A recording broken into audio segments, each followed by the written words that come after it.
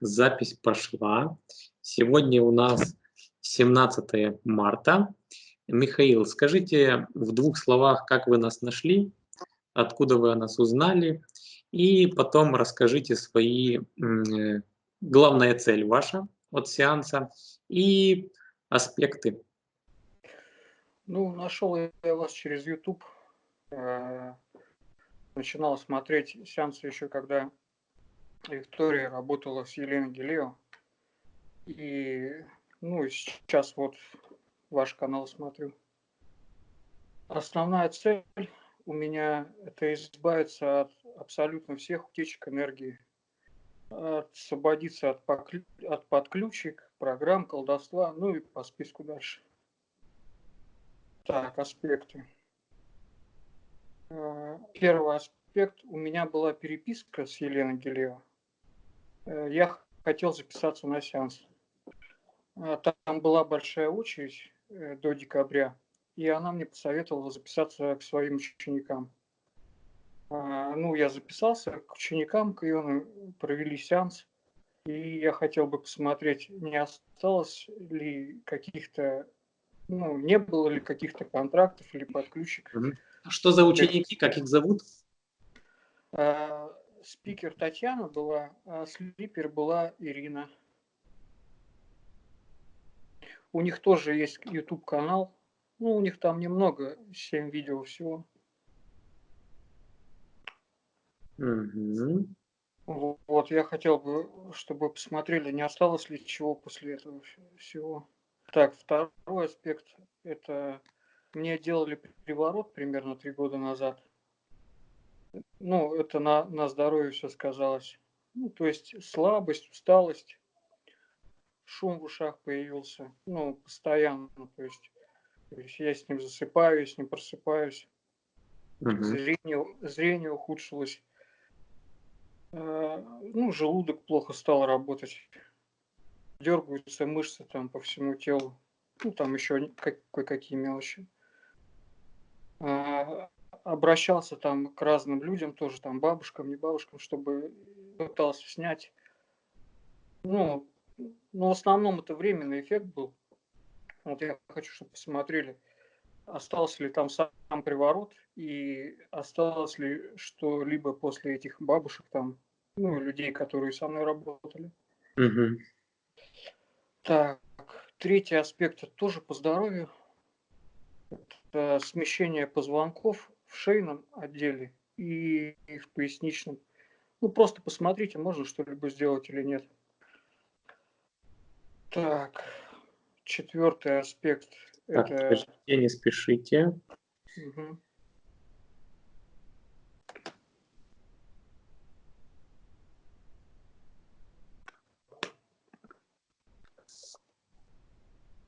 Давайте дальше.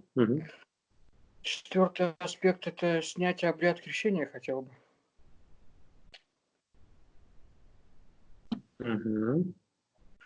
Пятый хотел бы, чтобы посмотрели, есть ли родовая порча.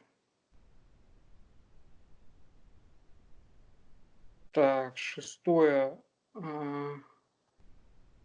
Есть ли на мне какой-то негатив от чтения книг Левашова?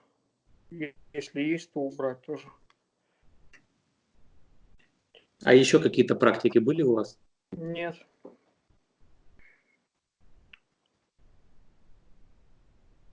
Так, ну и седьмое, это я работаю строителем, и стоит ли мне менять сферу деятельности? И все.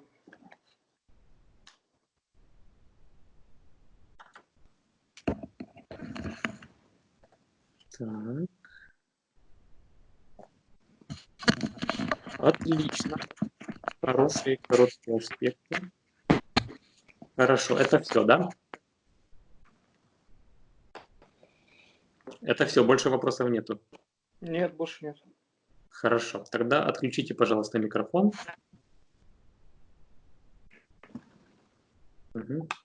Отлично.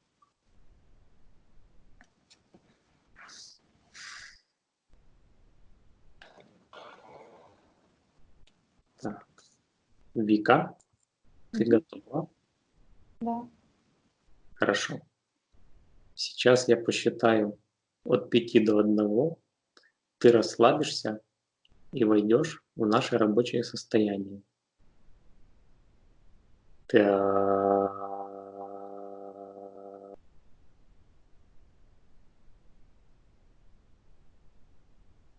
4.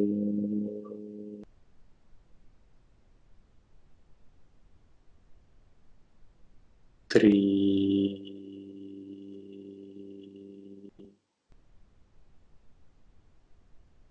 2.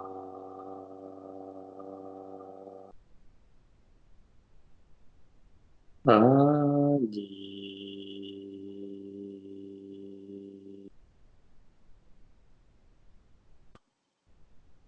Так, что ты видишь, Вика? Я Михаила еще не вижу, но я вижу, что у него правая рука прибита к стене. Черная стена идет вот вертикально, и вот здесь на правой руке цепь с таким колышком металлическим. Колышек в этой стене. Правая рука почернела до плеча, и так чернота опускается, и совершенно черные ноги. Мгм. Он как-то зафиксирован в этом пространстве с левой стороны.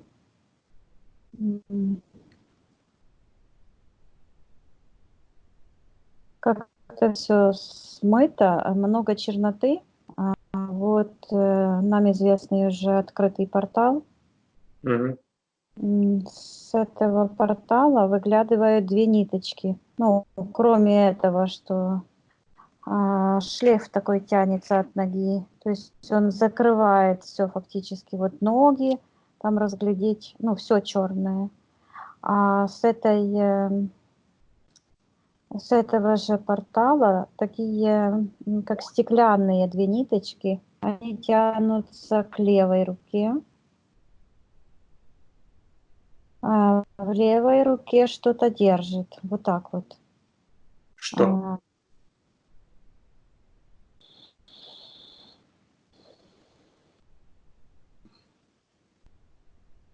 Я слышу программа. Я считываю значение этой программы, и я вижу, что это такая же программа, как у всех прошедших сеансу Галилео. Мгм. Я вижу, что Михаил как будто бы спит, а под одеялом, вот одеяло такое толстое, а вот это зверюга как будто бы его укрывает вот так вот лапками. Мгм. Гипнотическое воздействие. Вижу в глазах, он поворачивает вот так, пытается уловить взглядом, откуда я с ним говорю. Очень сильно обрадовался, вот теперь только услышал, меня почувствовал. То Мгм. есть идет такое торможение. Спроси у него разрешение на работу с ними для него.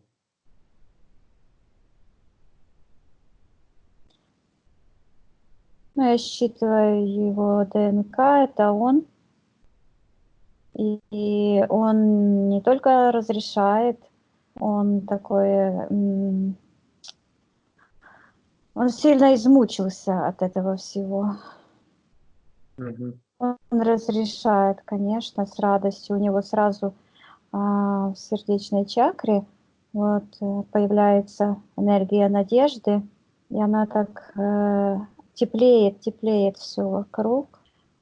Он начинает вот оживать. Я вижу, что он пытается вырвать правую руку, распространяет энергию. Мгм. Получается? Да, получается. Я говорю, что это его пространство. И он может сейчас, вот он наполняется энергией, и вот эти конструкции, чернота уходит. Я вижу, что он выходит на поверхность. Он был на минус втором уровне. Сейчас у него появилась защитная энергосфера. И сейчас я вижу, что когда появилась энергосфера, такая прозрачная, с его головы я вижу прямо в голову, вот так, в седьмую чакру идет подключка. И она идет с этого открытого портала, где там кто-то есть. Кто? Я вижу, что там выглядывает глаз, а возле глаза как будто бы привязан к этому глазу подключкой за ногу и за руку какая-то фигура, она похожа на человечка, вырезанного из бумаги. Она плоская такая. И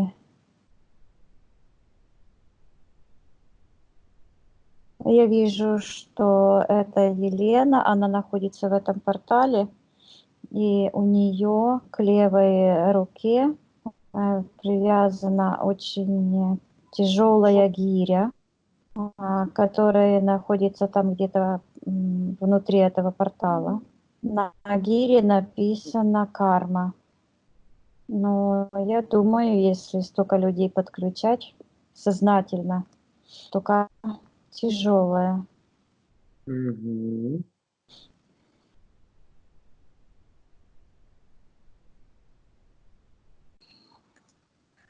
Так, что-то еще? Ну, это, как называется, первый слой. За ним уже ничего не видно. Ну да.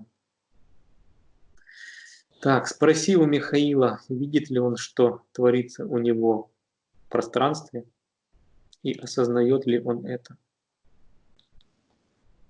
Да, он осознает. Сейчас я вижу, что он очень увеличился. То есть его осознание уничтожает вот эти воздействия.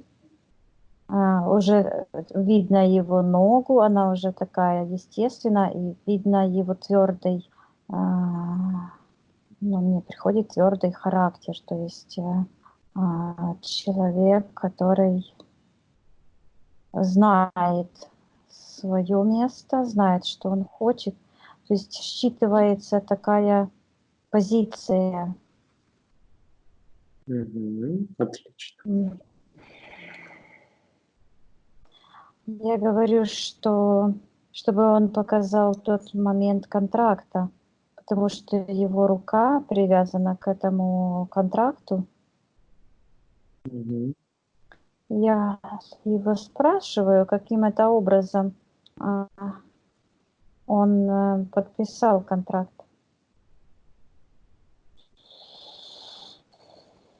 Чтобы он мне показал. Так, какой это момент? Посчитать или показывает? Ну, можешь посчитать. Хорошо, я посчитаю от 1 до 3, и Михаил тебе покажет момент подписания контракта. 1, 2, 3. Я вижу, что контракт вступил в силу именно тогда, когда Михаил отправил деньги. То есть снова идет та же картинка, что он как бы переписывается, и на экране я вижу Дилио. Угу. И когда он опускает конверт с деньгами, это как будто был почтовый ящик. Он или не почтовый ящик, а вот деньги, как будто бы в банкомат. Мгм. какое-то устройство. Тут я просто вижу и такое окошко. То в этот момент раз, и у него рука как бы на привязи получается. Контракт мне приходит номинальный, то есть он не вступил под ключик еще не было в тот момент. Сейчас хочу посмотреть, когда произошли подключки. Посмотри. Ну, я вижу момент его, мне приходит гипнотического сеанса, это не регрессия, это гипноз.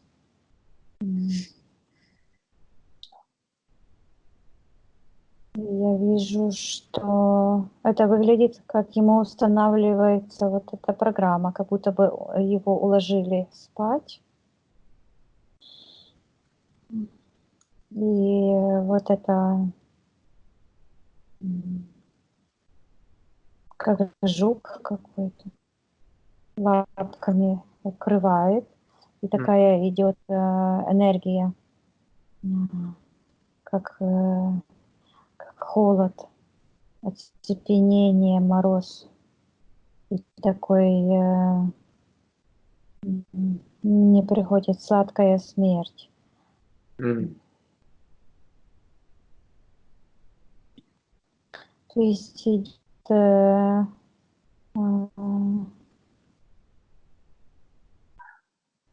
мне приходит, что сбор урожая. И идет такая картина, как будто бы эти люди, которые загипнотизированы, они каким-то образом превращаются в этих личинок, эти яйца, как будто бы эта матка откладывает яйца внутри его энергосферы. А зачем она это делает? Я слышу перенастройка и вижу этот механизм. Сейчас вот вижу тут механизм, когда считывается эфирная ДНК человека.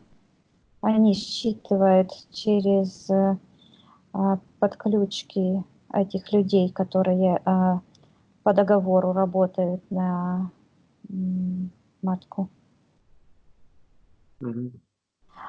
И идет замен, то есть они каким-то образом забирают какую-то энергию души.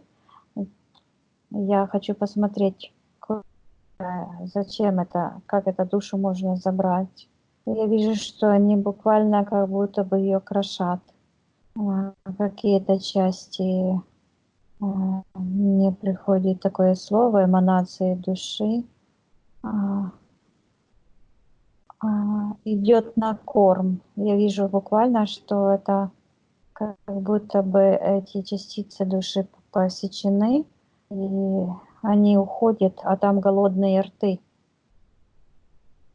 Мгм. То есть нужно для поддержания жизнедеятельности антимира. Мгм. Таким образом они собирают, забирают энергию у светлого мира, ослабевают этот мир, чтобы при энергии с помощью людей же и победить Мгм. планету. Понятно. Хорошо. Отсоединись от этой ситуации. Спроси у Михаила, хочет ли он от этого избавиться.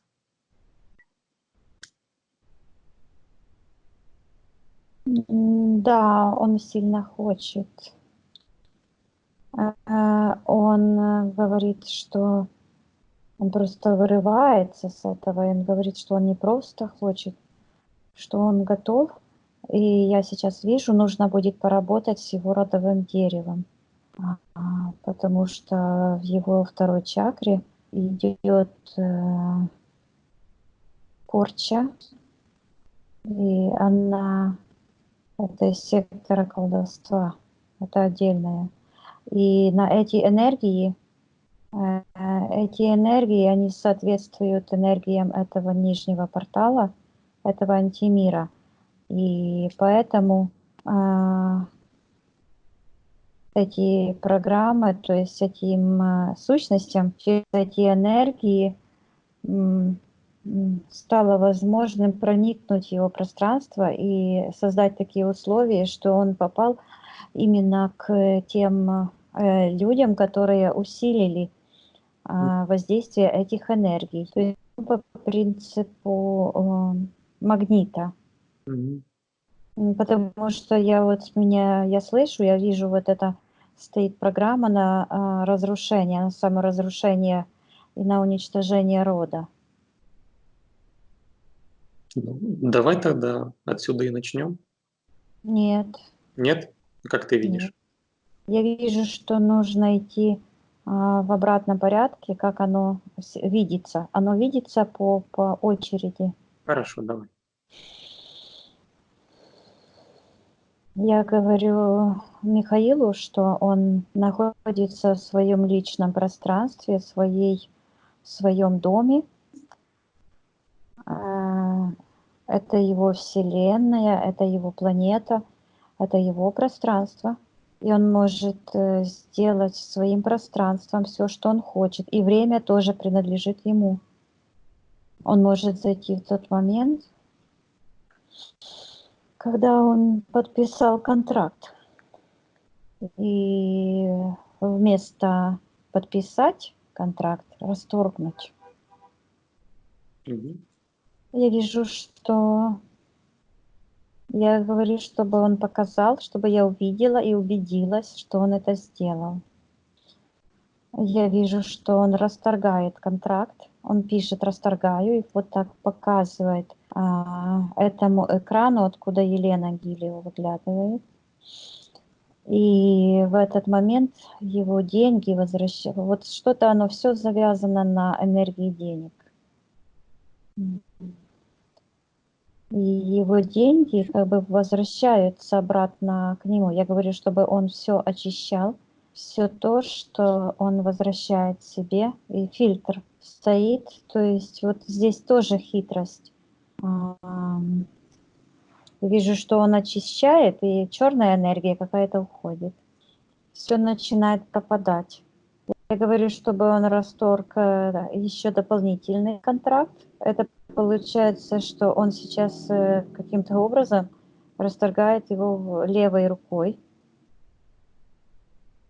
Это все вот связано с сектором колдовства, с этими двумя женщинами. Татьяна и Ирина? Да, и они тоже, вот эти программы уходят туда, в портал, он поднимается вверх. Я говорю, чтобы он отсек от себя, закрыл все эти порталы. И сейчас я вижу, что его сердечная чакра зафиксирована. Грудная сердечная чакра с плечевой. Рука вытянута. Я спрашиваю его, что там.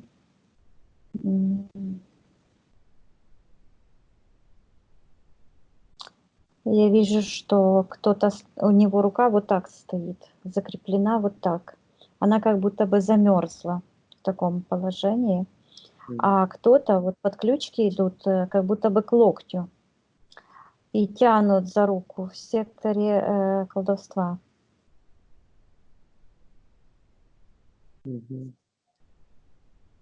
Кто тянет? Я вижу, что там есть женщина. Она такая, как похожа на человек, который занимается колдовством, который запятнал себя черной магией, он как бы теряет сразу душу свою. И сейчас эта женщина, она считывается как не живой человек, а как какой-то зомби или она сама попала на удочку. И я вижу сейчас, какой она делает ритуал. Это ритуал на любовь. Приворот? Это приворот, но он сделан, ну, потому как я уже здесь, ну, видела много разных приворотов. Вероятно, он сделан некорректно как-то, или не знаю, что произошло, но как бы эффект такой, что она тянет руку его, а он руку поднимает, чтобы она к ней не притянулась, и она тоже себя очень плохо чувствует.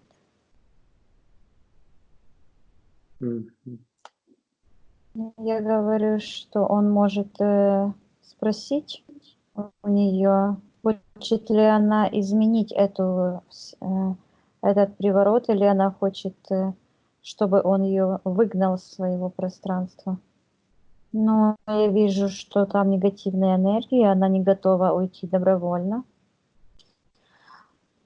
Поэтому я говорю Михаилу, чтобы он приказал этой ведьме немедленно забрать себе все подключки, программы.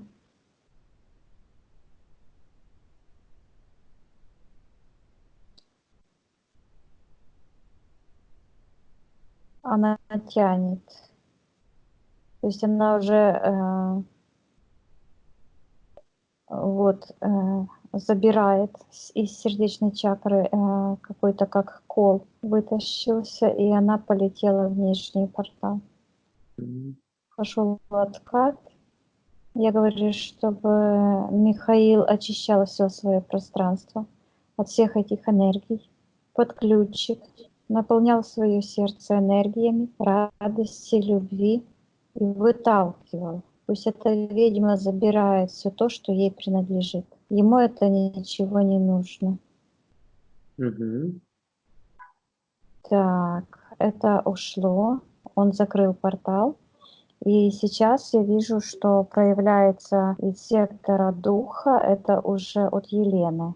Он вот так вот из сектора колдовства ушел вот в сектор духов. И мне слышится, что это как бы тройное воздействие. Это как какая-то троица, что ли. Это что-то связано с... Почему-то приходит, что это этот портал, это муха, это именно связано с Библией, с Богом Библии. И я вижу, что вот этот дух, это именно тот дух, о котором якобы Библия учит как о священной энергии, но на самом деле это дух, это вот эта сила, которая заставляет человека уснуть, задремать, погрузиться в такую, как в небытие. Это в Библии этот Святой Дух называется? Да. Потом второе, это вот этот, это сущность, как бы отец, вот эта матка, что ли, это Отец, жук. Сын и Святой Дух, это они? Да, но еще я вижу еще третье воздействие, оно такое, как лед. Это как их творение, как его сын, но это идет уже как какие-то, вот это я слышу, технократия, и вот это соединение, это идет соединение колдовства, черной магии, которая одета на, то есть изменена сама матрица Земли естественная, и она как будто бы прошита вот этими черно-магическими воздействиями, плюс технические устройство, вот это все, оно как-то вместе. То есть, ну, я это, почему-то мне это пришло. Странно, конечно, но похоже на то. Да, интересно. И я вижу, что вот этот, оно просто написано на этих вот так, я вижу просто вот этот дух, отец и сын. И оно, вот этот,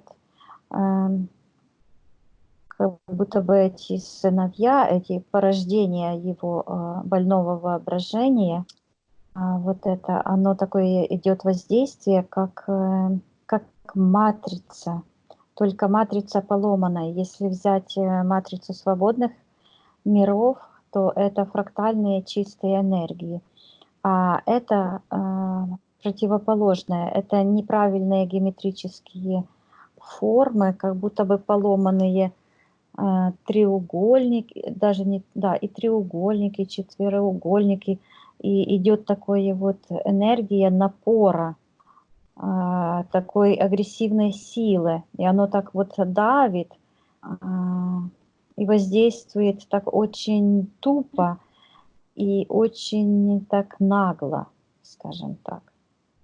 И это считываются энергии такого на грани помешательства. Мгм. Вот. То есть вот эти энергии идут с этих порталов. То есть задействованы вот сектор магии, как будто бы эти двое в секторе магии, а вот этот дух — это черная сила. Это, ну, то есть это сила, которая побуждает человека к каким-то его действиям или бездействию. Мгм. Так.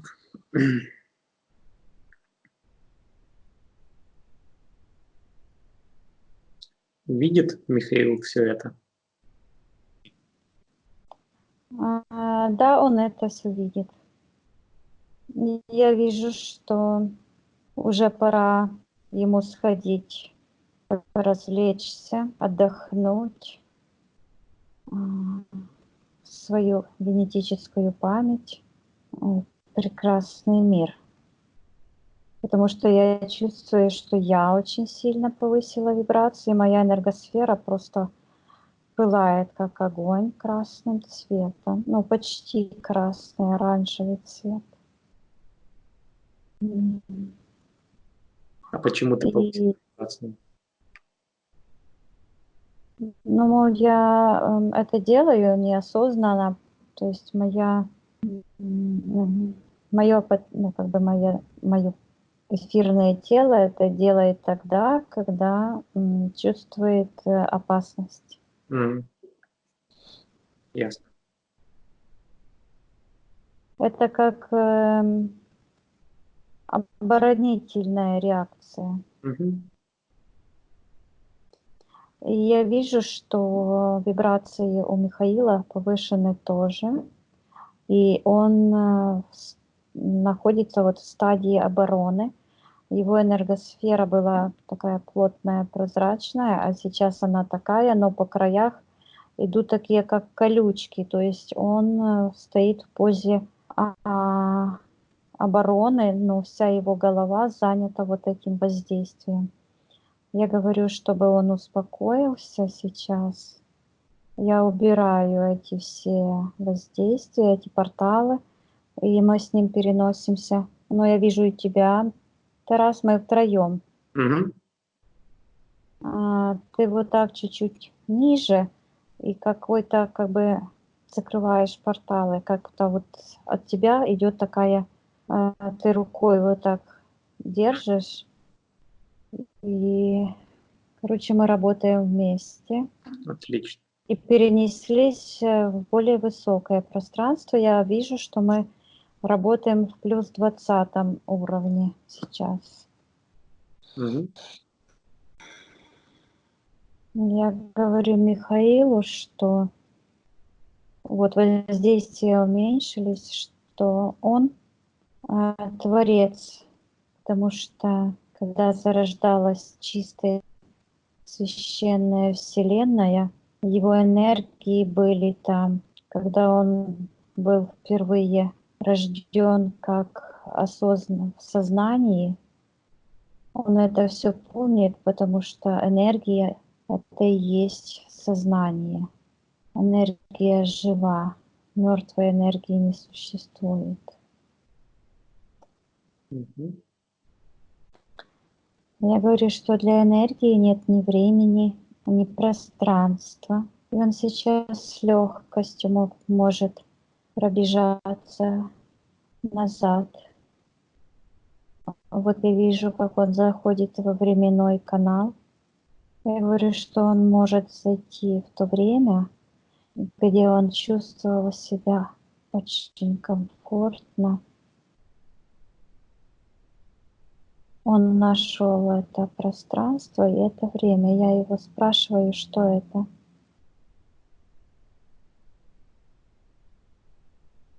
Я вижу, он меня завел в густой лес.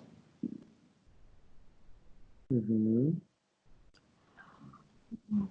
Мы находимся как будто бы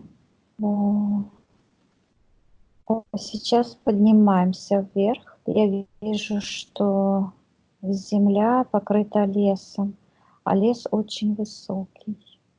А над лесом такая голубая энергия. Мне интересно, что там в лесу.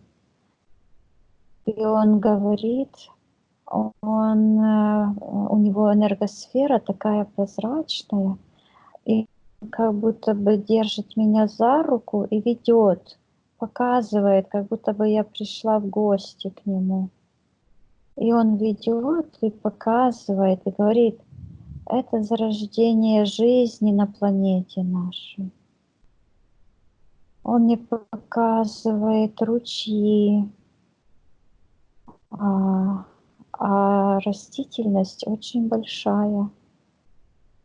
Мне почему-то приходит цифра, я хотела сравнить, как бы 100 километров лес в высоту. Высота дерева, да? Да, Мгм. А давно это было время? он говорит давно. Мне приходят какие-то миллиарды лет назад. Ясно. Я говорю, как он себя чувствует.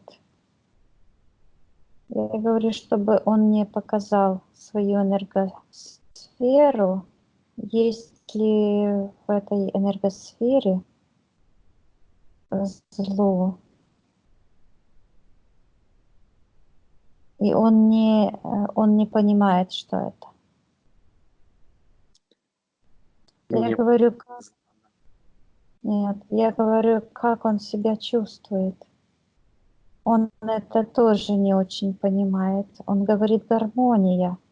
То есть он не понимает, что можно чувствовать как-то по-другому, чем чувствовать себя в единстве, в гармоничном единстве со всем живым.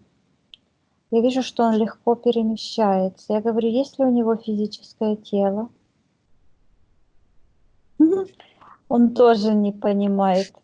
То есть он как какое-то сознание или как это тонкое тело, не такое плотное, как у нас сейчас. Энергетическое тело. Да, это он воплощен, потому что он с легкостью покидает свое физическое тело. Он очень дружелюбный, он показывает мне, что он делает, он выходит с тела, заходит. Я говорю, что мы пришли с ним с его будущего, с очень далекого будущего. И что в нашем будущем случилась большая беда, что эта гармония, красота и благоухание уничтожил враг. И чтобы победить этого врага, мы должны распространить энергию гармонии и вот этих фрактальных чистых энергий дальше и дальше по всей Вселенной и пригласить эти энергии в наше время. И тогда враг отступит.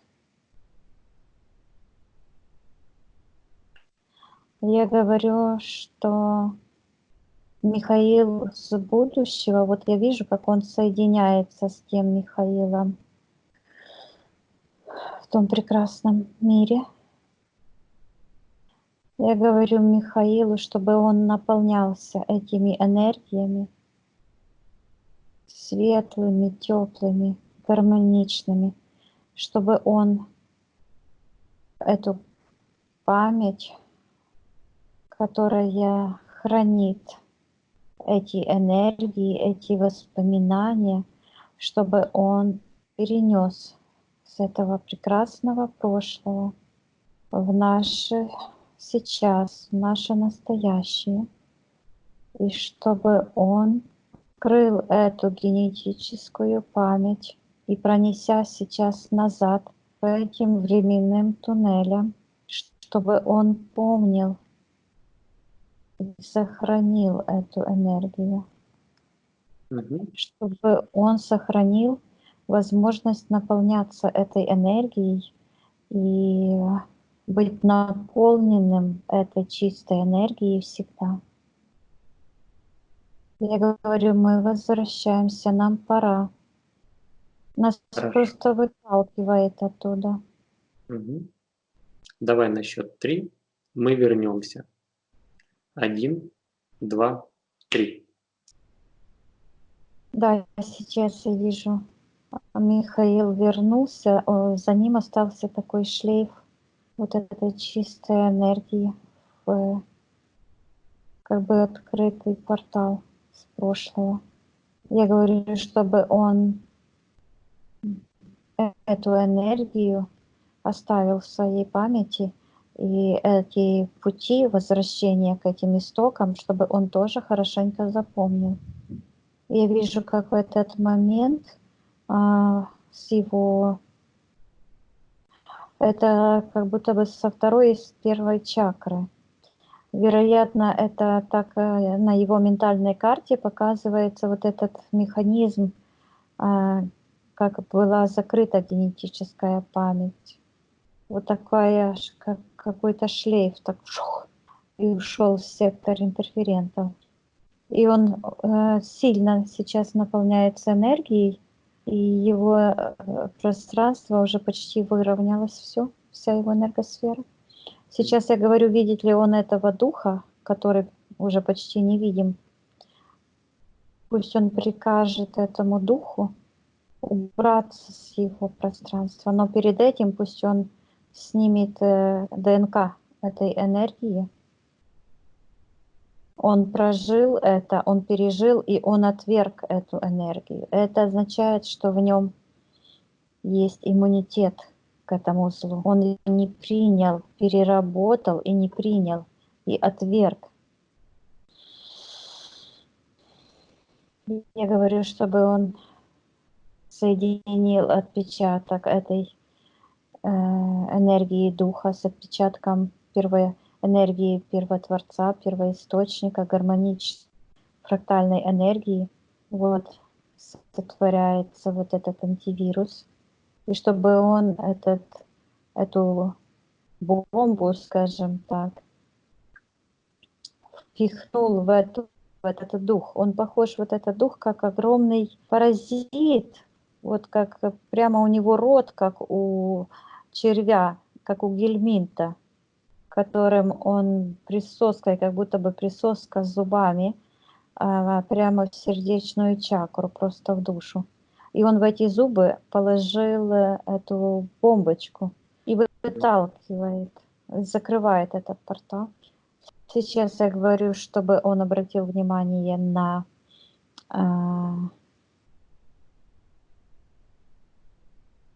на эти энергии, которые находятся в секторе колдовства.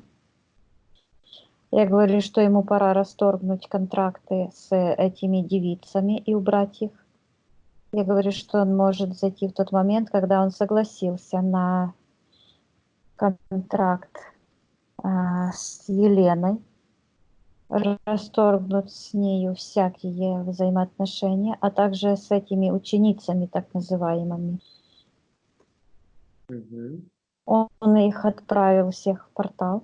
Сейчас я говорю, чтобы просканировал хорошенько все свое тело, обнаружил все инородные воздействия, подключки, изменения в ДНК, гипнотические воздействия. Я говорю, чтобы также вот пусть обратит внимание на это воздействие в голове. Я говорю, чтобы он сейчас на счет 3, чтобы он готовился. И по системе этих подключек, воздействий, программ, этих внедренных энергий, это все выталкивал и одновременно приказывал этим тварям всем, воплощенным, а также с этого нижнего мира, а также этим программам и технократическим конструкциям и системе всей в целом убрать все воздействия от него. Так как оно находится в секторе колдовства, они должны это все брать своими руками обратно. Я говорю, что он может вложить в эти подключки, в эти зубы всем по подарочку. Вот эти антивирусные программы. Пусть каждый, кто подключен к этим системам, к этим энергиям, прозреет и узнает, что он творит. И пусть это зло самораспространяется до своих глубин и самоуничтожается. Потому что они вторглись в наше священное пространство путем обмана, лжи, коварства, а карму никто не отменял. Готов он это все сделать? Да, он готовится. Я Хорошо. вижу, что силы этих воздействий уже уменьшаются. Угу. На счет 3 он это все сделает. 1, 2, 3.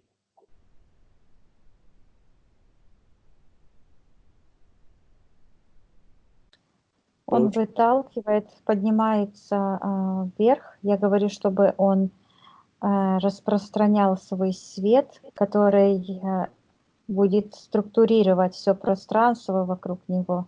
И вот это зло превращать в энергии любви, радости, гармонии, благоухания, торжества.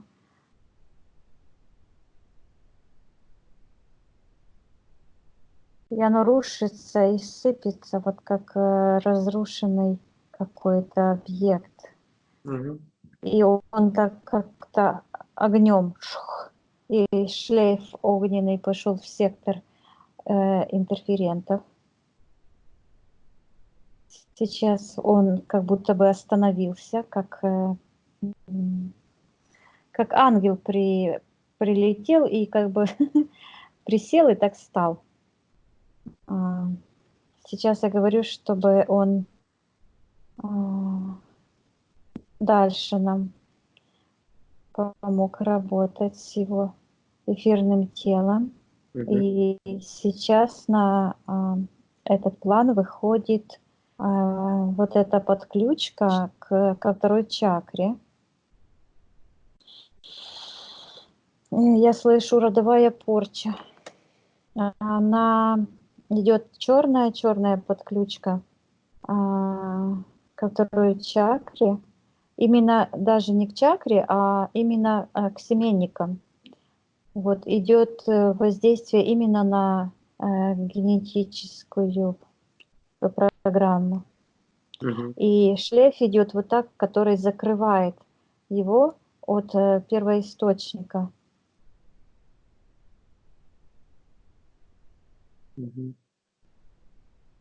Я говорю, чтобы Михаил показал тот момент, когда в его роду вот эта подключка, вот эта порча произошла. На счет 3 он покажет тебе этот момент. 1, 2, 3.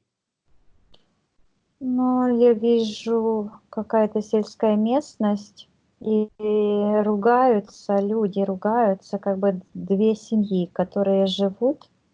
Да, это родственники, близкие родственники, и они живут, вот они ругаются из-за границы, по которой проходят их владения, их огороды. Они копают картошку и сильно ругаются, и вот этой картошкой друг друга как бы через эту межу бросаются друг в друга. И в этот момент одна женщина, она проклинает.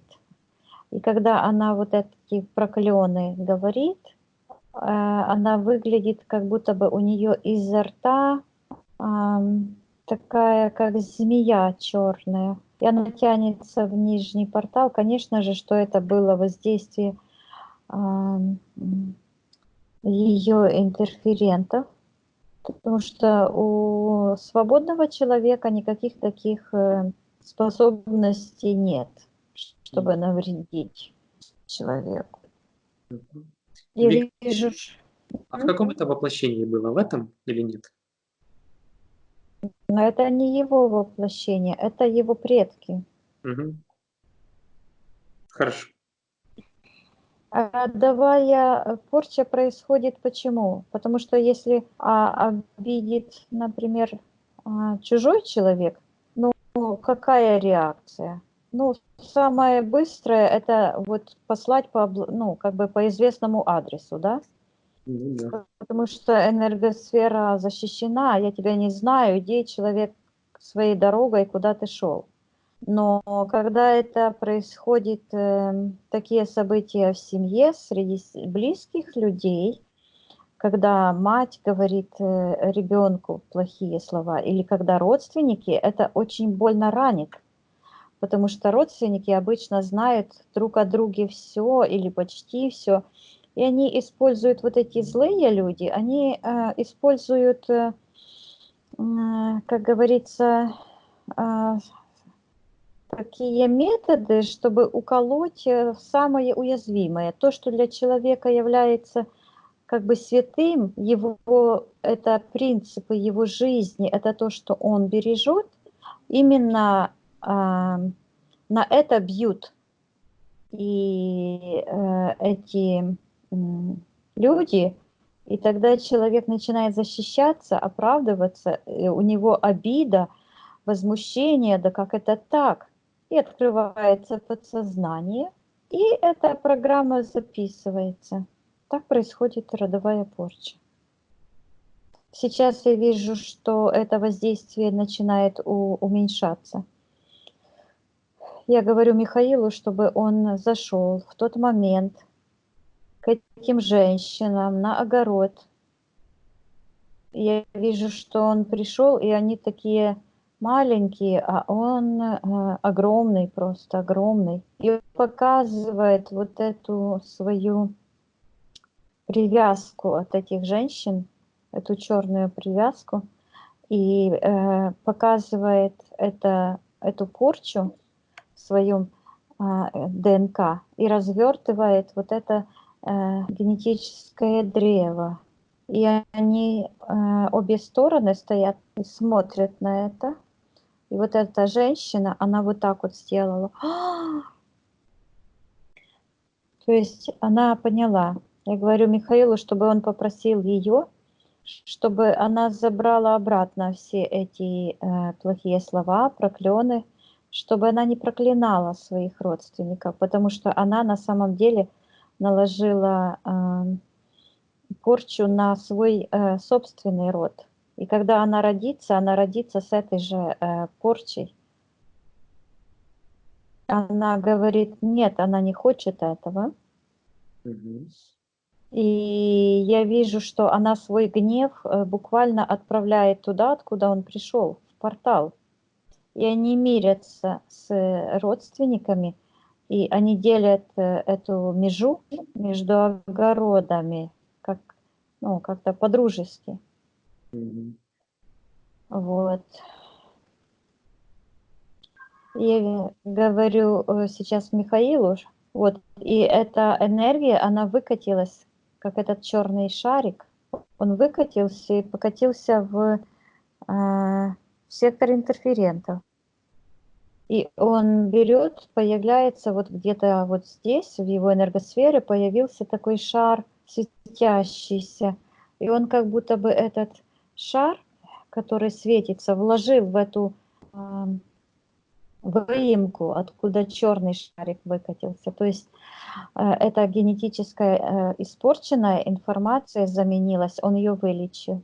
Я говорю сейчас, чтобы Михаил наполнил свое генетическое древо, свое семейное древо по всем направлениям, вверх, вниз, своими высокочастотными энергиями. Потому что он сейчас знает цену и характеристики чистейших святых энергий. И пусть он вылечит свое генетическое древо этими высокочастотными, гармоничными фрактальными энергиями чистой Вселенной. Я вижу, как он это сделал, и это древо как-то завернул за себя, оно как пояс, и оно проросло к первоисточнику, то есть соединилось с энергиями Первотворца. Отлично. И он так, фух, вот. Сейчас я смотрю, что у него есть подключка к интерферентам. Я так предполагаю, что на сеансе интерференты не были убраны. Давай посмотрим. На счет 3 ты увидишь, какие интерференты присутствуют у Михаила. 1, 2, 3. Так, я вижу, ползет спрут, рептилоид. И почему-то сидит серый.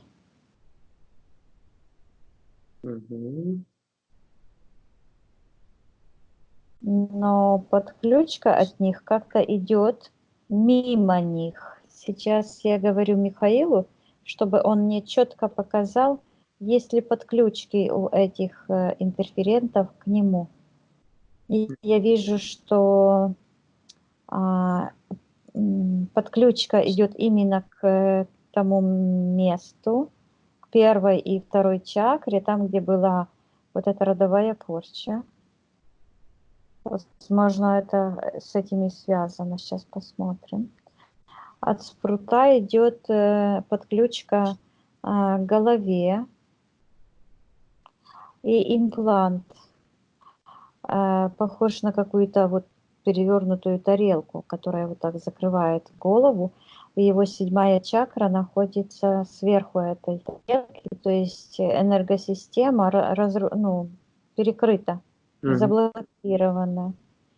Внизу стоит имплант и сверху. Также я вижу, что идет подключка к сердечной чакре, тоже белая. Я считываю характеристики, почему она белая. Я вижу, что она идет к спруту.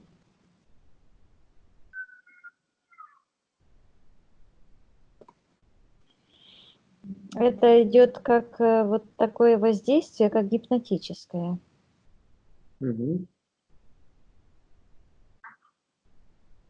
Сейчас я вижу какую-то картину. Я говорю Михаилу, чтобы он, видит ли он, как его тут эти интерференты забирают энергию у него. Не хочет ли он от них отказаться, расторгнуть контракт, потому что никто не имеет права вторгнуться в пространство человека, свободного человека, до тех пор, пока он сам это не разрешит. То есть это всегда происходит по воле человека. Мгм. Хочет Михаил избавиться? Да, он начинает вот это как будто бы отрывать, но оно не отрывается. Я говорю, что нужно найти тот момент, когда он подписал соглашение, потому что во Вселенной, во всех Вселенных свято чтится закон неприкосновенности.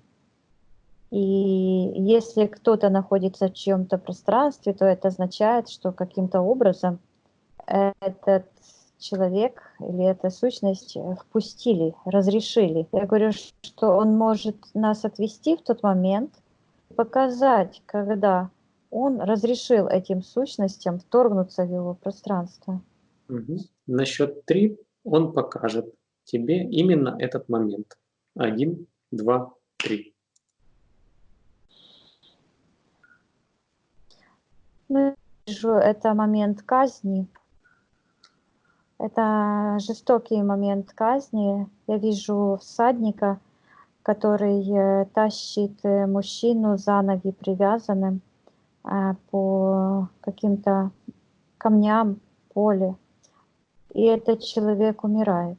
Мне почему-то приходит Турция. Мгм.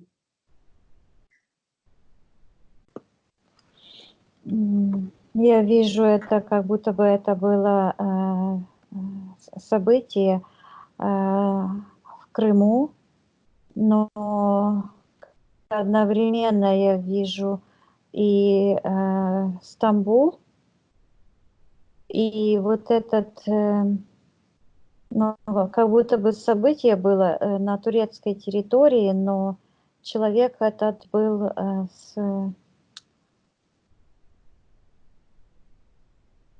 как бы с Крымского полуострова.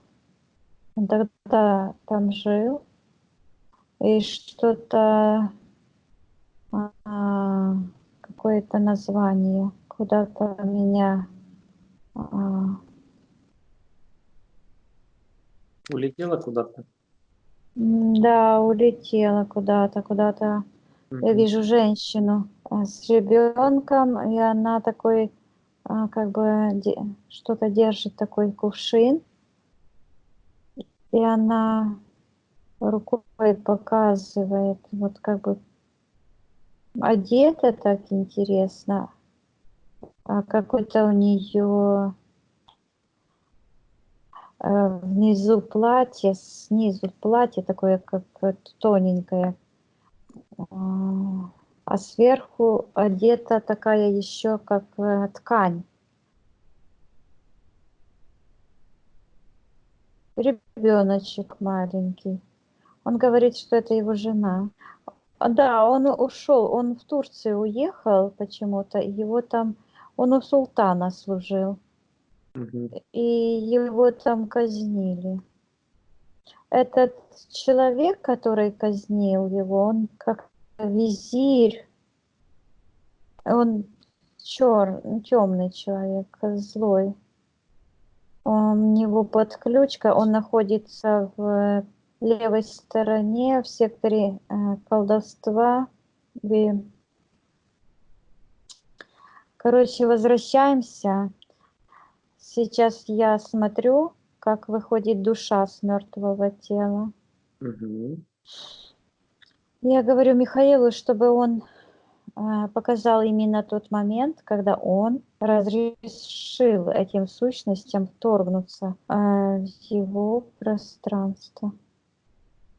На счет 3 он покажет тебе именно этот момент.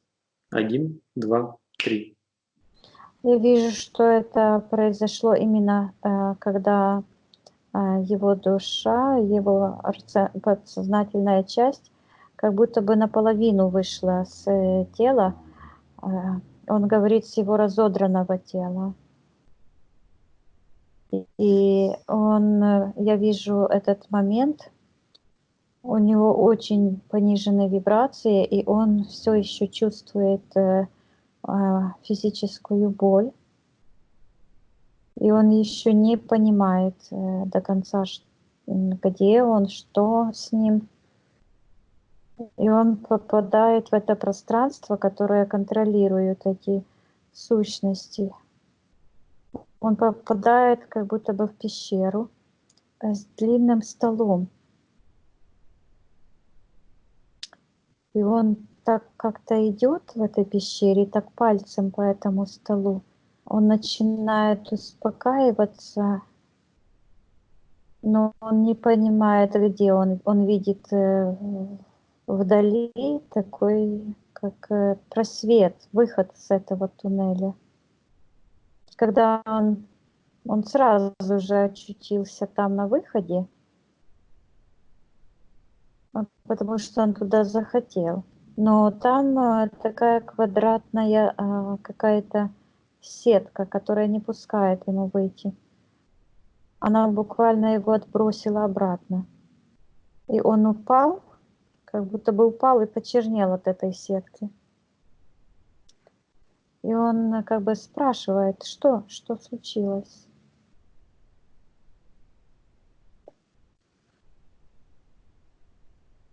Что-то ему И вот эти сущности, они над ним склонились.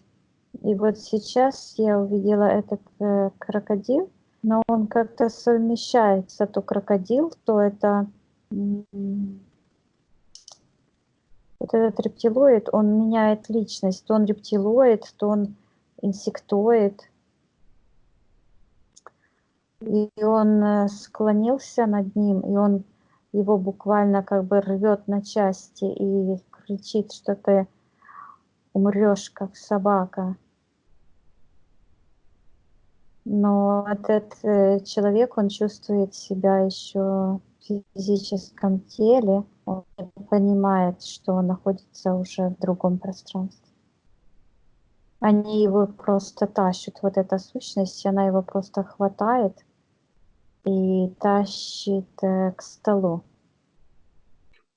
И заставляют подписывать контракт. Сейчас я почитаю, какой смысл контракта. почитай.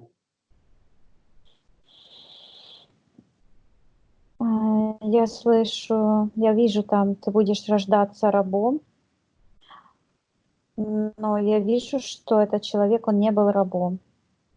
Он был из состоятельной, свободной семьи, Мгм. и он никогда себя не чувствовал рабом. А ему говорят, что он будет рождаться рабом. У него идет сильное как бы сопротивление этому, и открывается его подсознание, и он буквально как бы уменьшается. Он чувствует безысходность и страшную боль, потому что он еще не умер.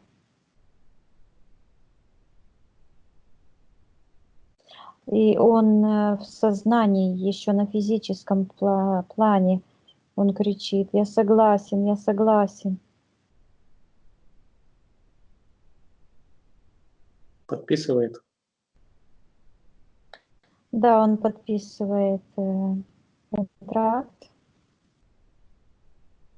Я вижу, что в этот момент ему ноги отвязывают, он весь окровавленный, он как бы не умер. И этот визирь, он ему тычет прямо вот в грудь, что ты умрешь, как собака. Ну да, он его дальше потащил, и он все равно умер. Мгм. Я спрашиваю Михаила, видит ли он, как в одном из воплощений он писал этот контракт, хотя это сложно назвать контрактом, среди честных существ, чистых во Вселенной это не контракт, это вымогательство. Да. Но темные это считают контрактом.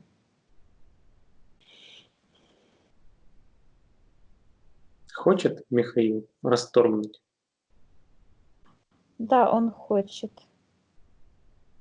Я говорю, что он может изменить все в своем прошлом. Я вижу, что он хочет и расторгнуть контракт, и изменить свое отплытие в Стамбул. Я говорю, хорошо, но сначала нужно расторгнуть контракт. Мгм. Да, я вижу, что он хочет изменить 3 события сейчас. Я говорю, но сначала расторгнуть контракт.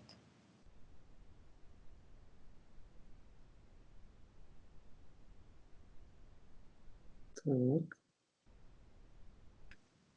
Ему почему-то тяжело расторгать этот контракт. Я говорю, почему? Я говорю, не имеет значения сейчас ничего. Ты должен расторгнуть контракт, и эти сущности потеряют право находиться в твоем пространстве, и после этого ты можешь менять в своей жизни все, что ты хочешь. Да.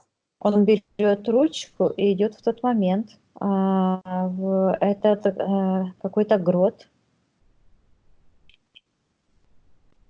Я говорю, чтобы он зашел в тот момент за секунду до того, когда он подписал этот контракт. И вместо соглашаюсь, чтобы он написал расторгаю, отказываюсь. Да, он это делает, его буквально как взрывной волной выбросило с этого времени, с этого пространства. И он очутился вот сам в себя, вернулся, а это все начинает рушиться. Я говорю, чтобы он сейчас изменил все те моменты, которые он хочет изменить в той прошлой жизни. Я вижу, что на физическом плане он расторгает какое-то соглашение с этим визирем. Он его расторг, этот контракт ушел в сектор интерферентов. Мгм. Этот образ Стамбула, он падает тоже в сектор интерферентов. Мгм. И он возвращается к жене и к ребенку. Он похож вообще-то на вот как бы грек, что ли. Он не белый, ну, не такая белая раса.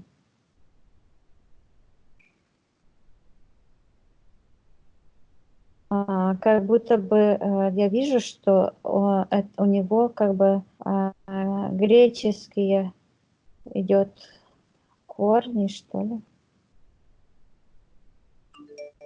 Мгм. Я говорю, что он может все изменить в своей жизни. Он возвращается к жене, он подбрасывает сына вот так вверх, обнимает жену, и это все как-то уходит, ну, исчезает. Мгм. Сейчас я говорю, чтобы он обратил внимание на эти подключки и приказал этим сущностям немедленно убрать, не прикасаясь к его энергосфере, все подключки, импланты, программы, все воздействия, а также свою гибридизацию. Все пусть забирают, все, что им принадлежит. Я говорю Михаилу, что в его запасниках есть источник неиссякаемой чистой энергии, и он может распространять и выталкивать этими чистейшими энергиями это все зло, отдавать тем, кто это все ему здесь понаставил, приказывать убрать и одновременно пусть сканирует все свое генетическое пространство и очищает свое эфирное и физическое ДНК от присутствия любого малейшего присутствия этих тяжелых энергий, этого антимира. Пусть убираются туда, откуда пришли.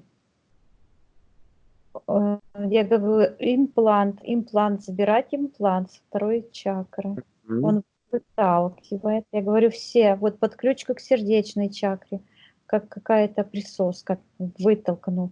Я говорю, имплант с головы убрать. И сейчас что там за имплант черный на спине?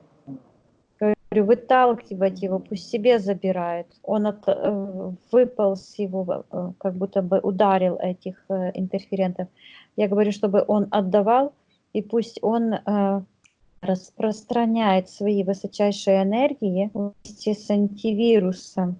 Пусть эта программа, иммунитет на эти энергии черные уничтожают это зло по всем тем пространствам, откуда они пришли, до самого основания. Пусть зло рушится, но не имеет права находиться в наших светлых пространствах.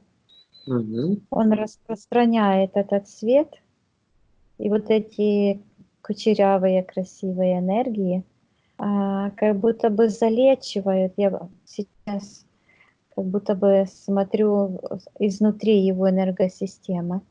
Он буквально залечивает все изъяны. Я говорю, чтобы он просканировал все свое тело, восстановил целостность всех энергетических структур, всех программ, восстановил свою связь с первоисточником, с первотворцом, с чистым, с источником чистых светлых энергий. И я вижу, что сейчас он как-то вот это все сделал, и еще раз как бы застегнул на поясе вот этот, ну, как вышитый пояс. И сейчас я вижу, что вот эта традиция носить вышитые пояса красивые на поясе, это символ рода, символ чистоты рода. То есть Мгм. считываются энергии, что он доволен собой, что он сделал то, зачем он пришел. Я говорю, чтобы он полностью еще раз просканировал все свое пространство,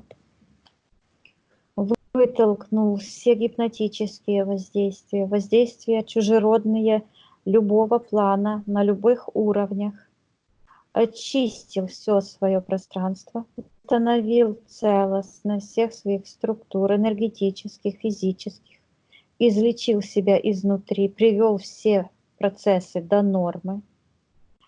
Все, что ему не нравится, чтобы он отправил туда, откуда оно пришло. Все, что ему не нравится, пусть он вытрет с информационных полей. Я вижу, что он стирает информацию о контрактах. Я вижу вот эти все, что мы делали на сеансе, он все вытирает. Мгм. Отлично. Все вытирает, помыл, повытирал. Сейчас я говорю, что он может наполняться энергиями света, радости, достатка, исполнения желаний, истинной любви, вселенского счастья, любви, благоденствия. Это его вселенная, это его пространство. Ага. Он поднимается в очень хорошее, чистое пространство и радуется, он светится, он сейчас свободен, у него крылья, огромные крылья за спиной. Мгм. Хорошо. Мешает ли ему еще что-то? Что-то еще мешает. Я вижу, когда он поднялся в этот сектор, ему идет еще какой-то темный шлейф в сектор интерферентов. Я его спрашиваю, что это такое? И он говорит, эгрегор. Я говорю, какой эгрегор? Он мне показывает христианский эгрегор, что у него на голове как будто бы шапка черная, и в грудную клетку прямо в сердце как черный шлейф. Я говорю, что сейчас он может отменить момент своего жертвоприношения. Это его принесли в жертву этому зверю. Крещение. Он отменяет, расторгает контракт. Так интересно, как будто бы маленький ребенок вот из души вылетел. Мгм. И эта подключка уходит вместе с этой шапкой черной. Я говорю, что сейчас Михаил может просканировать всю свою память и вспомнить все те моменты, когда он шел на компромисс своей душой, своим желанием жить в мире, в гармонии, счастливо, в достатке. И пусть все программы, которые не соответствуют этим его требованиям уйдут из его подсознания. Я говорю, что он сейчас может очистить свое пространство от тех энергий, которые были как магнит для всех этих энергий, от которых он только что избавился. Я говорю, чтобы он сейчас просто выбрасывал, начиная с первой чакры, со второй, и я вижу чувство вины, обостренное чувство вины. Я говорю, на самом деле это искусственный механизм, созданный темными, потому что человек не должен чувствовать вину, он должен осознавать, что есть события, он что-то допустил, он что-то сделал, и он всегда это может изменить, вместо того, чтобы себя грызть, выедать. Я говорю, чтобы он выбросил. Если он не хочет это чувство вины в себе носить, пусть он его выбросит. Он его как будто бы вылил из своей энергосферы. И оно только покинуло его пространство и сразу начинает рассыпаться. Я говорю, что он может это все изменить. Да, все расцветает. Вот это все. Он как будто бы, знаешь, как ребенок, который начинает играться новой игрушкой.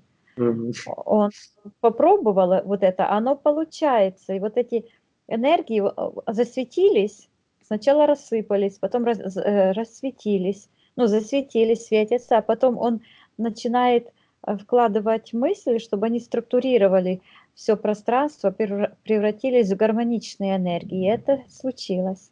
Сейчас он мне показывает страхи, они как серые камни. Я говорю, что он может их всех вынуть и то же самое сделать. Он тоже это делает. Я говорю, что сейчас он может вынуть вот этот блок нелюбви к себе, потому что он сейчас, если у него есть еще сомнения, любить себя, уважать или нет, то пусть он на себя посмотрит, насколько он соответствует, где он находится, вот может развернуть свою ментальную карту и сам на себя посмотреть, где он находится во Вселенной по отношению к тьме и к свету. Я вижу, что он находится в секторе, прямо где свет первоисточника. Я говорю, ну так что? Есть себя за что любить и уважать?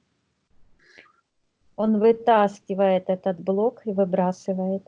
И он тоже расцветает. Сейчас я говорю, чтобы он почистил свой эфирный ум и свой ум физический.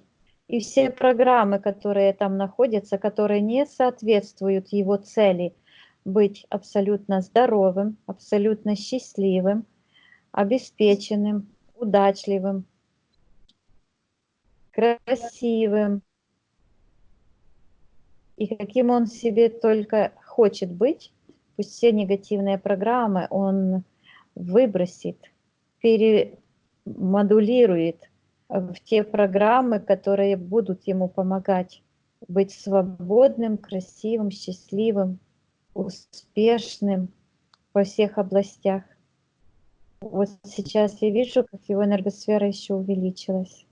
Сейчас я говорю, чтобы он вынул все денежные блоки, которые есть в нем.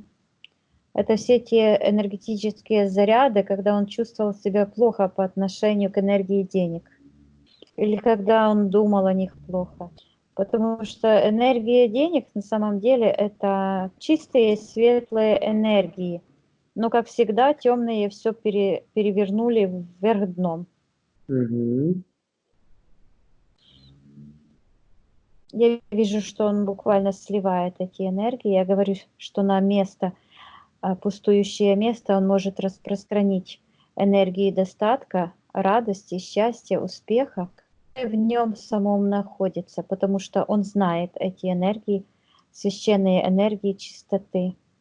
А все это пространство вокруг себя, ближнее, дальнее, он может структурировать, превращая весь негатив в позитив, в энергии гармонии, радости, счастья и достатка. Мгм. У него все прекрасно получается. Ну так, понятно. Да. Очень ну, считывается такая, но мне вот это идет как характер. Мгм. Отлично. Да. Так, Вика, посмотри еще, пожалуйста. Тут бабушки пытались снять приворот. Не осталось ли что-нибудь от этих бабушек у Михаила?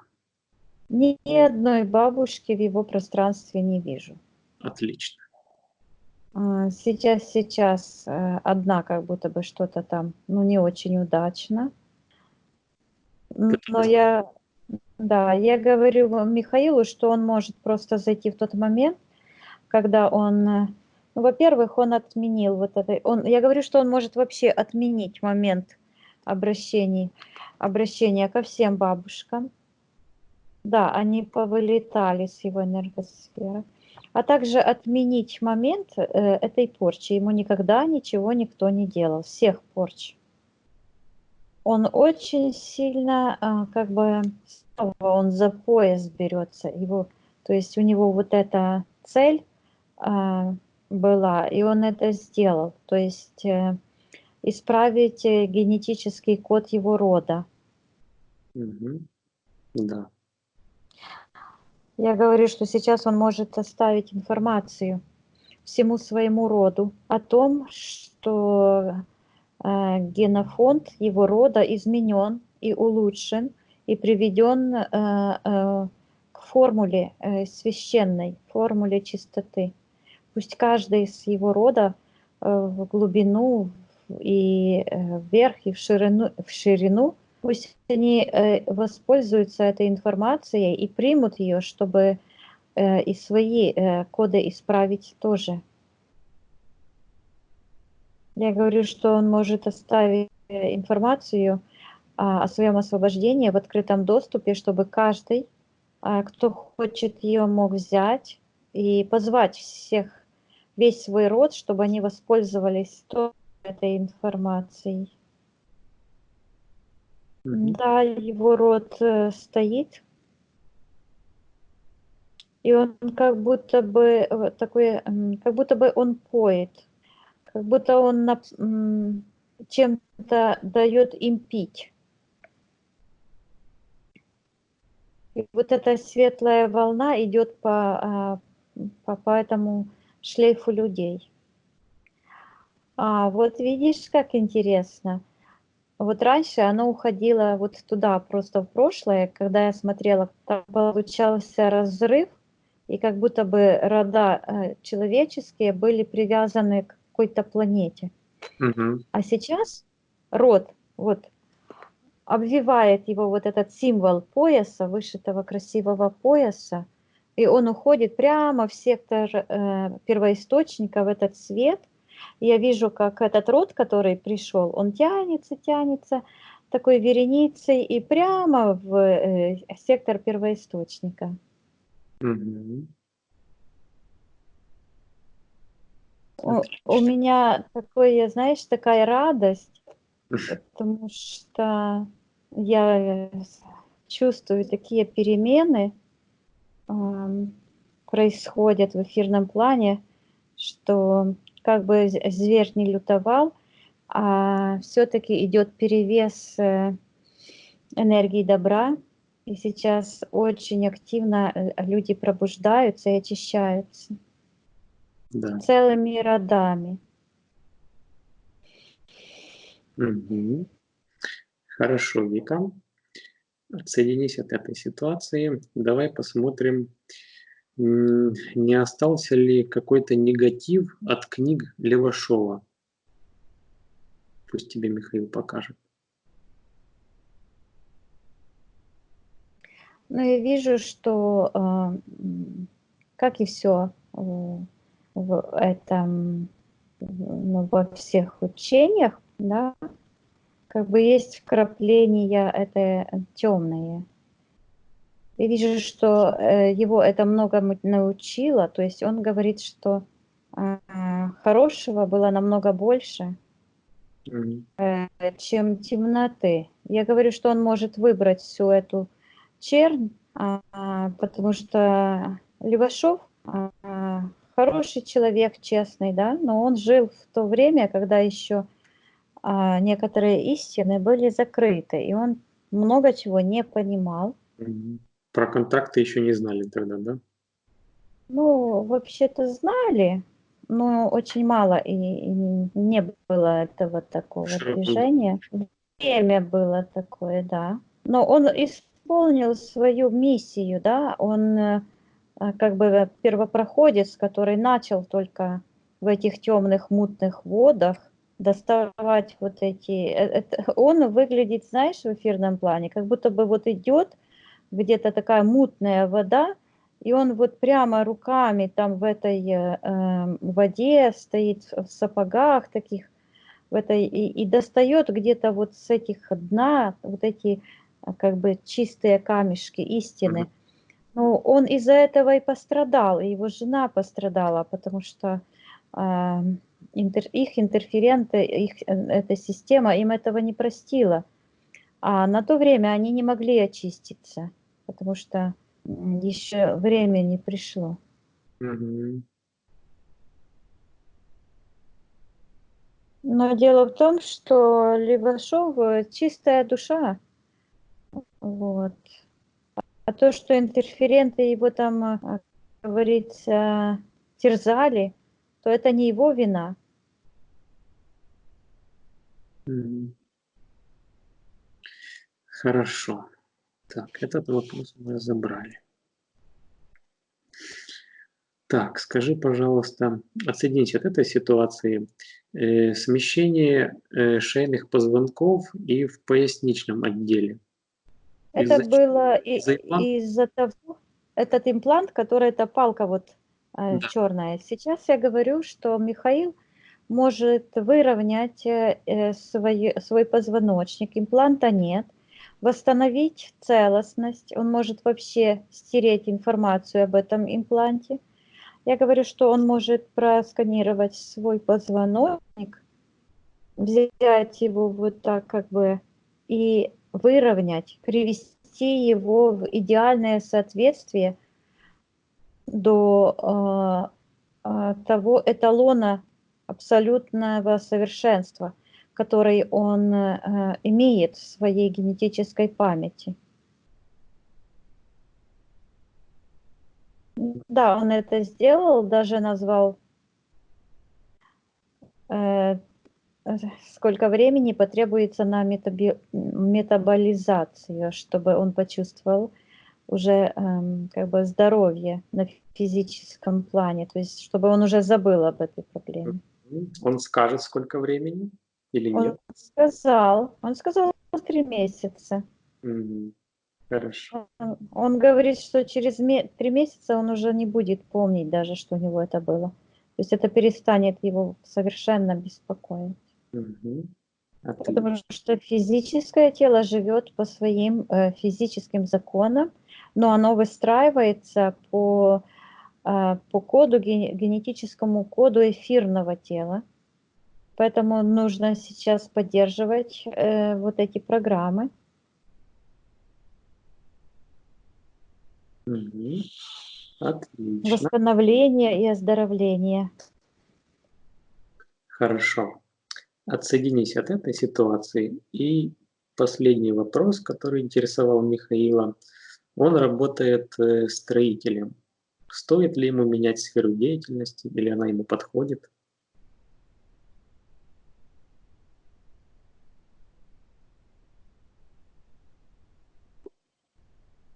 Но на этот вопрос я вообще ничего не буду говорить, Ну, потому что э, это его подсознание приведет его, уже чистое подсознание приведет его к идеальному решению, потому что сейчас он изменил эти программы. Я говорю, вот еще что. Есть ли в нем еще энергии и программы на саморазрушение? есть? Он говорит, нет. Это было с порчей связано. Мгм. Я говорю, ну вот, сейчас программа на процветание, здоровье, красоту, молодость, чистоту. И в соответствии с этими программами, уже этими задачами, он будет смотреть все как бы другими глазами. Да, он поймет, этот вид деятельности подходит ему, или он хочет чем-нибудь другим заняться. Да? Да. Хорошо, отлично. Отсоединись от этой ситуации. Давай вернемся к эфирному телу Михаила и посмотрим на него еще раз. Посмотрим, мешает ли ему еще что-нибудь. На счет 3 он тебе покажет. 1, 2, 3. Он вынимает из третьей чакры какой-то серый клубок. Что за И клуб? как будто бы положил его в стороне интерферентов. Я спрашиваю, что это такое? А он говорит болезнь. Я говорю, какая болезнь? Я вижу, что это серая энергия. Вероятно, оно похоже, вот считывается, как ну, сразу оно пришло. Я так думаю, что это бактерии в желудке. Он прямо с желудка его вынул. Я говорю, что он может очистить все свое пространство, что в низковибрационном теле легче жить низковибрационным сущностям, таких как бактерии, вирусы, но в высоковибрационном пространстве они просто не выживают. Плюс на физическом плане он может применять какие-то народные полезные вещи и восстановить свое физическое здоровье. Я говорю, чтобы он сейчас просканировал все свое тело, наполнил высочайшими чистыми энергиями все свои чакры, вот в частности третью. Пусть он перетрансформирует все низковибрационные энергии в высоковибрационные. Пусть он создаст в своем эфирном пространстве условия, которые будут буквально раскручивать эти спирали вирусов, убивать всех микробов, даже не то, что убивать, даже не подпускать к своему эфирному пространству, потому что у человека с высокими вибрациями вирусы гибнут буквально на метр от его энергосистемы. А если периодически делать им взрывы, то, конечно, что вы думаете, зачем сейчас вот эта истерия вокруг этого вируса? Чтобы понижать вибрации, чтобы понизить вибрации человека, чтобы его сделать менее как бы способным защищать свое пространство. Я говорю, чтобы Михаил, вот он это увидел, как это работает. Я говорю, чтобы он вытолкнул из своего пространства и сжег все болезни, все бактерии, вирусы, паразиты, все, что мешает ему быть свободным, здоровым, чтобы он почистил лимфу. А все, что ему не нравится, все эти энергии, программы, пусть он вытолкнет туда, откуда они пришли, к источнику этих бед вместе с антивирусом. Пусть эти все эгрегоры, которые поддерживают эти негативные вибрации, наполняются энергиями света, чистоты и разрушаются до их основания. Я говорю, что такое? Что там вот за блок сидит? Какой-то энергетический блок. Где? Ну, прямо в третьей чакре. Я говорю, чтобы он показал, с чем это связано. Он говорит любовь. Я говорю, любовь в желудке? Нет, это я так, просто утрирую. Мгм. Это, знаешь, разочарование от любви, от близких людей. Я говорю, что это ему не нужно, он может просто выбросить. Пусть уходит туда, откуда пришло. И это уходит, эта энергия, шлейф такой тянется в сектор колдовства. Я говорю, чтобы он его выталкивал, ему это не нужно. Я говорю, что он может зайти в тот момент, когда образовался этот блок, пережить. Но я вижу это горькое разочарование. Я говорю, что он может пережить, снова все пропустить, эти энергии, как бы переварить их в себе. Почему этот блок именно в желудке? Потому что он не пережил, не переварил, образно говоря, эти эмоции, эти огорчения. Я говорю, что он может все это снова пусть он плачет, кричит, пусть переживает, все сделает так, как он хочет. То есть как хочет его тело эфирное сделать, до тех пор насытиться этими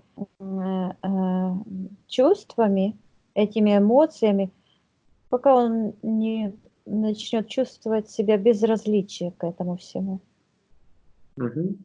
Давай на счет 3 мы отправимся в этот момент. 1, 2, 3. Ну, на самом деле он уже это все делает. Я вижу, что он поднимается и высыпаются эти энергии. То есть он как бы, то он вот так вот лежал, весь серый, а сейчас он встает, и вот такое, как опустошение. Я говорю, ничего не было. Нет ничего страшного. Посмотри на мир другими глазами. Мгм. Мгм.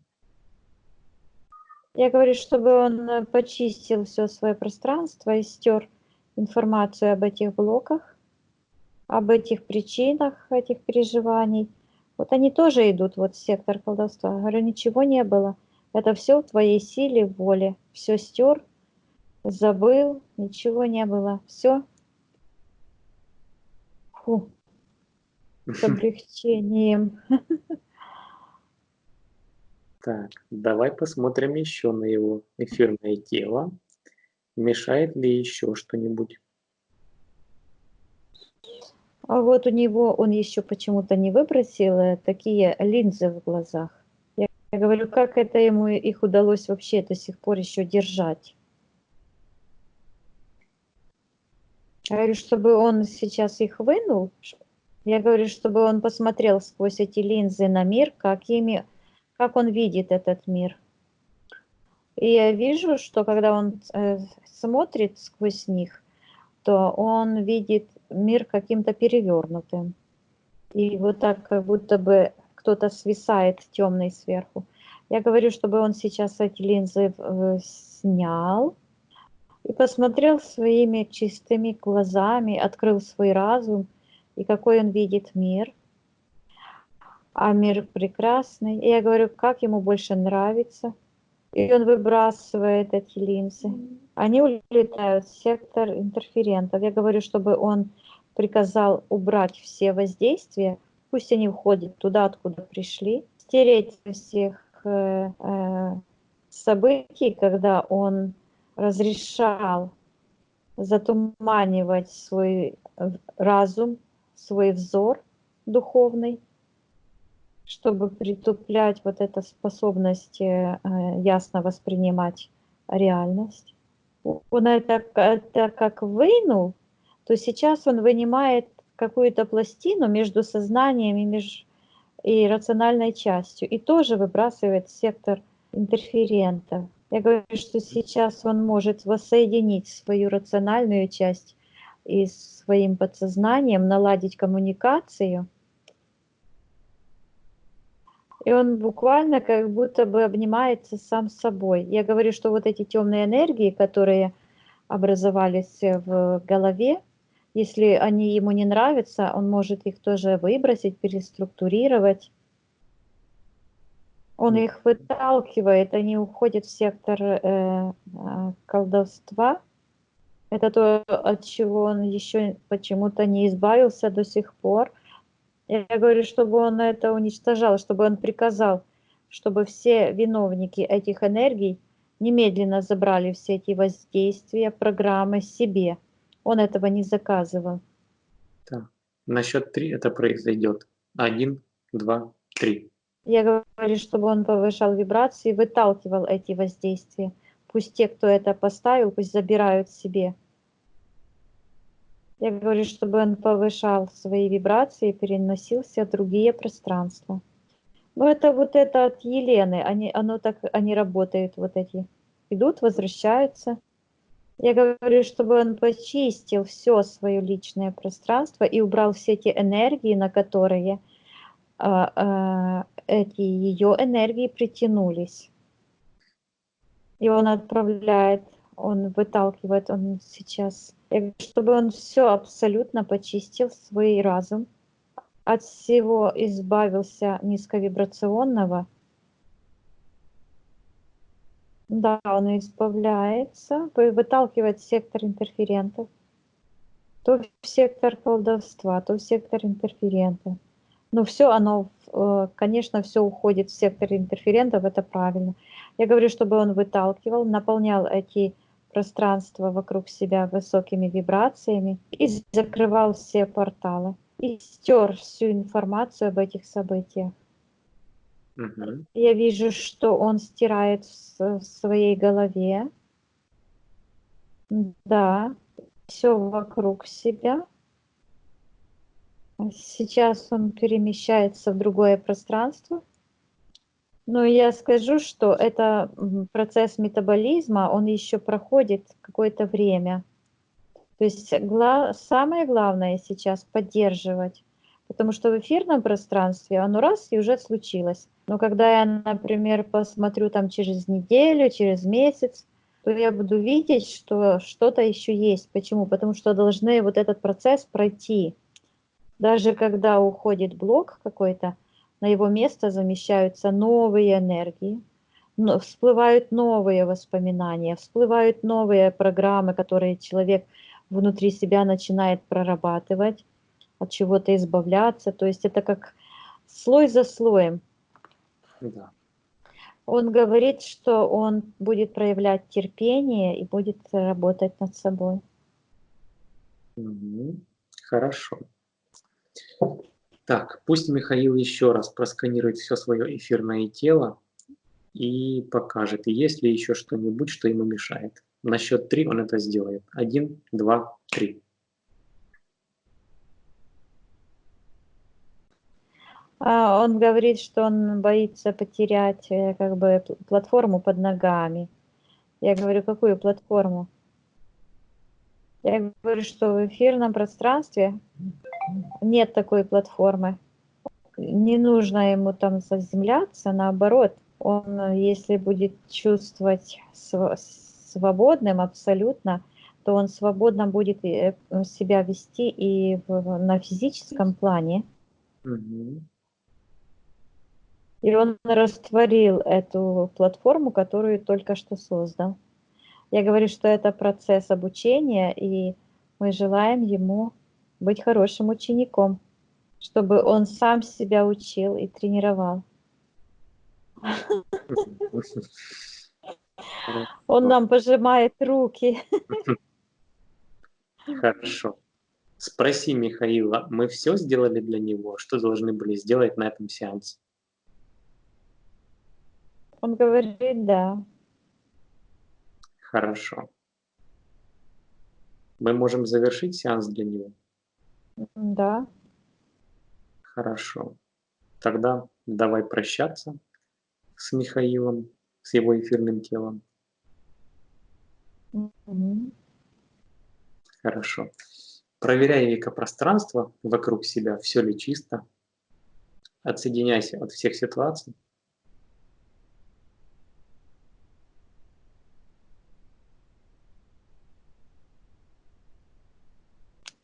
Что-то произошло. Что? Какая-то петля у него на шее. Вот что-то он мне показывает, которая идет в сектор колдовства. Серая петля. Она только что появилась? Да, она проявилась только что. И я говорю, чтобы он показал, что это такое, и чтобы я сейчас хочу посмотреть виновник этой серой петли. Мгм. На счет 3 пусть призовет виновника этой серой петли сюда. 1, 2, 3. Я вижу, что стоит колдовство, стоит программа. Она выглядит как ограничение и забор его удачи. Там стоит такая, как весы. И с его стороны находится как будто бы черная энергия такой кучкой, а на других вот этих другой тарелочке этих весов как будто бы золотая горка. И эта горка сыпется, там какая-то женщина в Давай я юбочке. угадаю. Это Елена? Ага. То есть это вот почему все завязано было на деньгах. Мгм. Да, мы это уже не первый раз видим. Я говорю Михаилу, что видит ли он, что показывает его подсознание. Это чужеродная программа. Я говорю, что эта ведьма оказалась в секторе колдовства.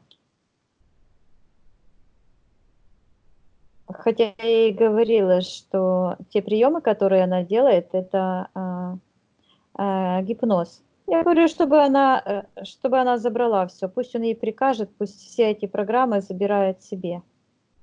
Мгм. Пусть прикажет. Он разрывает эту подключку к шее. Я говорю, чтобы он вынимал все те программы, которые понаставила эта особа в его пространстве. Пусть своими собственными руками забирает все. М. Карму никто не отменял. Да, все ушло. Я говорю, чтобы он очистил все свое пространство, запихнул туда в портал. Может туда атомную бомбу бросить, в тот портал.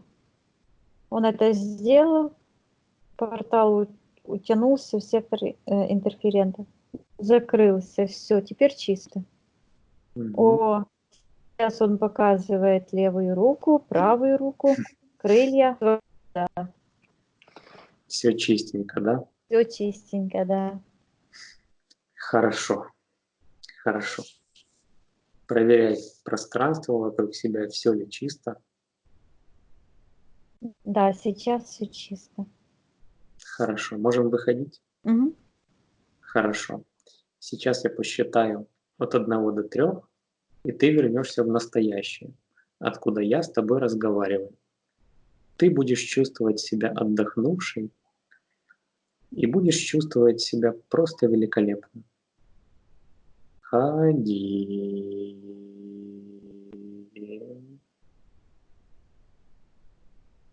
2, 3. Открывай глаза, Вика. Михаил, включайте микрофон. Вика, как себя чувствуешь? Ой, прекрасно. Отлично. Отлично. Михаил, расскажите, были какие-то ощущения во время сеанса? Ну, полегче вроде стало. Столько Ну, всего так. подваливалось. Ну да, да. Легче стало, да. Сердце стало получше работать. Заряд. Ну, надеюсь, будут еще ближайшие дни улучшения. Да. Конечно. Изменения только начались.